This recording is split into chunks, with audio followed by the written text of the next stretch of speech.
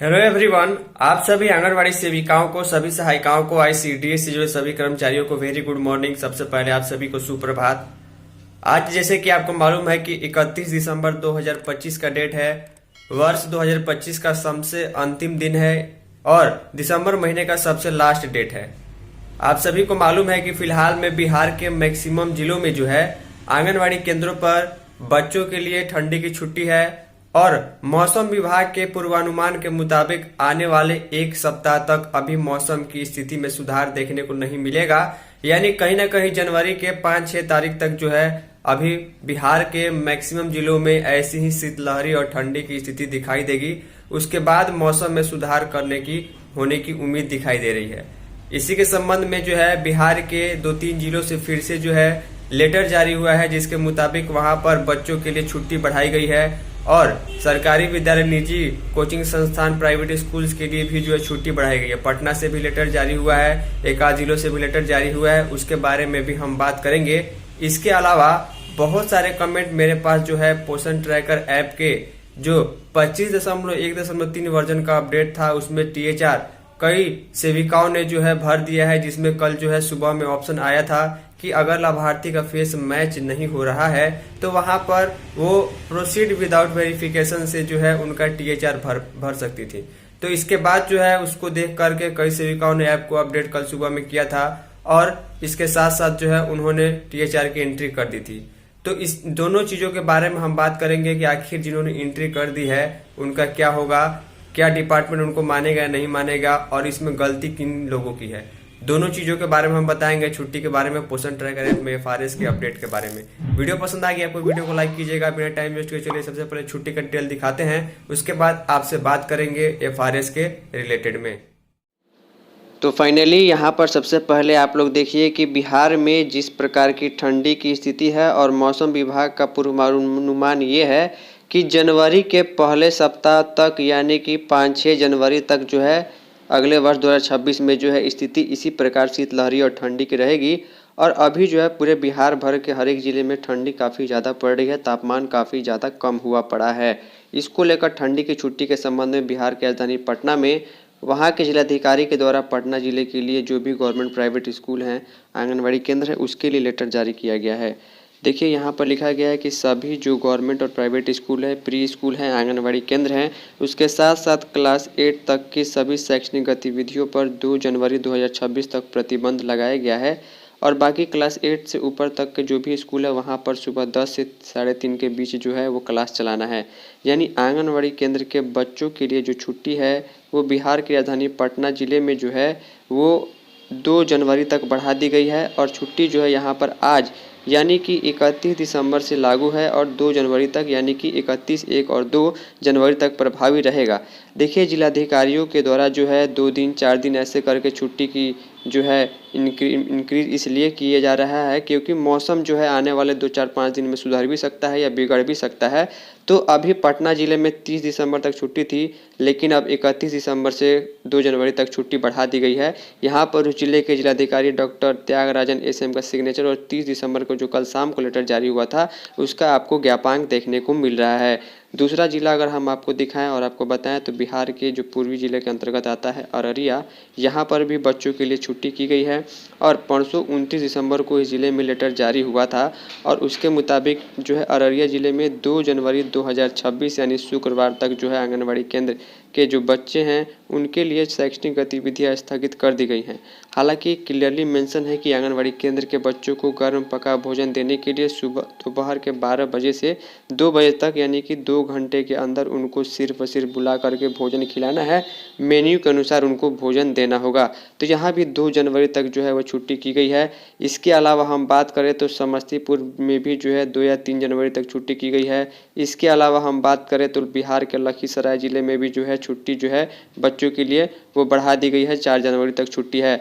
तो जैसे जैसे ठंडी की स्थिति जिस प्रकार रहेगी छुट्टी की स्थिति भी ऐसे ही बढ़ती जाएगी, लेकिन सेविका सहायिका को सामान्य तौर पर केंद्र पर आना है, काम करना है और बाकी जो भी गतिविधियां हैं चाहे बच्चों को बुलाकर खिलाना हो वो काम करना होगा। इसके अलावा एक और ज़िला है, चलिए वो भी मैं आपको दिखा देता हूँ। जगह अभी जो मैं लेटर आपको दिखा रहा हूँ, बिहार के मधेपुरा जिले से भी बहुत सारी सेविकाओं सहायिकाओं का कमेंट लगातार आ रहा था कि अतुल जी बिहार के मधेपुरा जिले के बारे में आप जानकारी नहीं देते हैं। तो मधेपुरा जिले में भी जो है वहाँ के जिलाधिकारी के द्वारा 29 दिसंबर को ही लेटर जारी किया गया था, यहाँ पर आप लोग देख पा रहे हैं।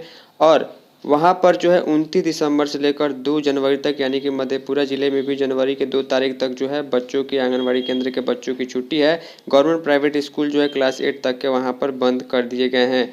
तो ये सारी चीज़ों को आप जो है यहाँ पर फॉलो करने के लिए जो है आपको बाधित होना पड़ेगा, क्योंकि ठंडी की स्थिति जिस प्रकार है वो जिलाधिकारी वो निर्देश देते हैं। अब चलिए हम पोषण ट्रैकर ऐप की बात करते हैं, जिसमें एफआरएस को लेकर बहुत सारे कमेंट क्वेश्चन जो है आ रहे हैं। तो फाइनली जैसे कि आप सभी को मालूम है कि पोषण ट्रैकर ऐप को लेकर के कल सुबह से लेकर शाम तक जो उठापटक हुई थी, उसके बाद जिस प्रकार मैंने जानकारी दी थी कि पोषण ट्रैकर ऐप का वर्जन 25.1 जो है ही आपको प्ले स्टोर में दिखाई देगा। इसके अलावा 25.1.3 का जो वर्जन था, जो डिपार्टमेंट ने 29 तारीख को शाम में जारी किया था और 30 तारीख को यानी कल दोपहर में 2 बजे के आसपास उसको वापस ले लिया गया। इस अपडेट में वो ऑप्शन था जिसके मुताबिक सेविका अगर किसी लाभार्थी का फेस वेरीफाई नहीं कर पा रही है, फेस मैच नहीं हो रहा है, तो उसके बाद जो है वहाँ पर डायरेक्ट उनका प्रोसीड विदाउट वेरिफिकेशन का पहले जो ऑप्शन था वो वापस दिया गया था। आज से 4-5 महीने पहले वो ऑप्शन था, लेकिन अभी जो है चूँकि डिपार्टमेंट का ये कहना है कि अगर आपने उस तरीके से एफआरएस किया होगा तो वो मान्य नहीं होगा। तो सबसे बड़ी बात यह है कि मेरे पास बहुत सारे लोगों के कमेंट आ रहे हैं कि अतुल जी वो अपडेट आने के बाद हमने कल सुबह में ही जो है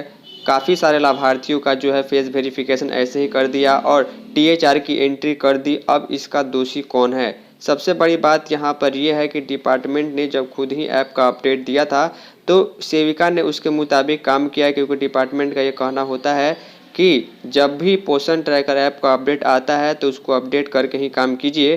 तो यहाँ पर किसी भी तरीके से सेविका दोषी नहीं होगी।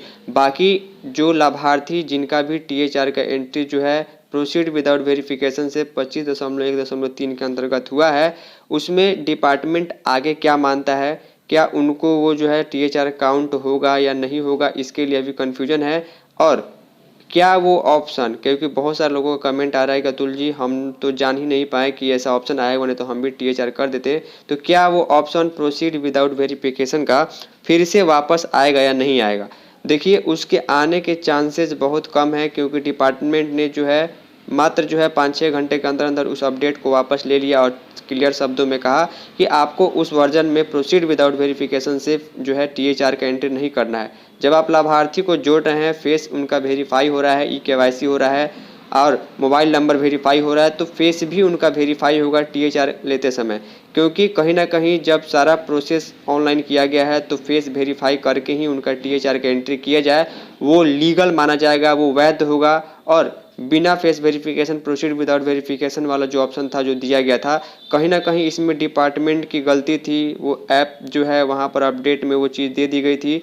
और आप में से कितने लोगों ने जो है उस ऑप्शन का यूज करके टीएचआर की एंट्री की है कल के डेट में, हमें ज़रूर बताइएगा, ताकि हमें भी मालूम चले कि जो अपडेट आया था उसका लाभ कितने लोगों ने उठाया है। हालांकि ये बात अलग है कि डिपार्टमेंट उस टीएचआर की एंट्री को मानता है या नहीं मानता है, और इसमें कहीं ना कहीं सेविका किसी प्रकार से दोषी नहीं है।